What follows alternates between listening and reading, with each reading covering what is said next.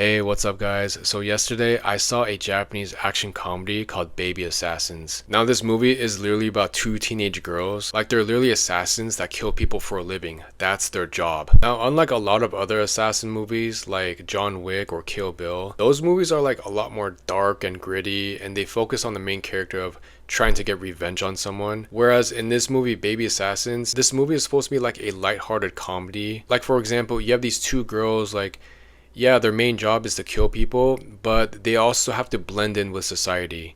Meaning, like, they have to get part time jobs in order to pay for rent, in order to pay for their food, in order to pay for like their daily expenses. That's one of the conditions of the organization that they work for, is that they have to get jobs in order for the society to not suspect them as killers. This movie focuses more on like the everyday struggles that these two killers go through. Like, even though they're really good at their job, like they're really good at killing people, but at the same time they have to live like regular people. Like, just watching them interview for regular jobs is like really funny to watch. It's hard for these kids to get actual jobs because they're assassins by nature. And even if they do land a job, they don't last very long because they're not like used to working outside of their main job as assassins. Not only that, but they're also roommates, and their personalities couldn't be any more different. Like, one is super quiet and reserved, while the other is super talkative and outgoing. That's pretty much the heart and soul of this movie. It's just watching two young assassins trying to blend into society. Because again, these girls, they're just teenagers. They don't fully know how taxes work, how bills work, how like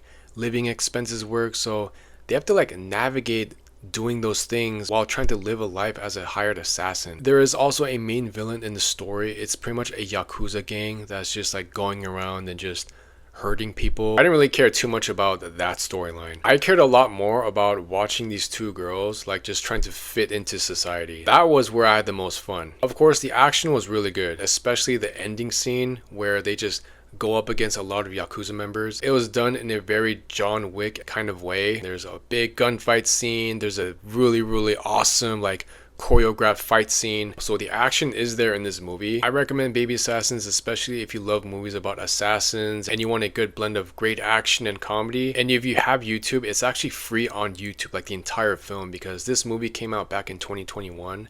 So the entire film is on YouTube for free. The two main girls in this movie, they both had their own charm that just fed off each other. And it was just really fun watching them interact with each other because they're so like different in personality. Thank you guys again for watching this review. Until next time, peace.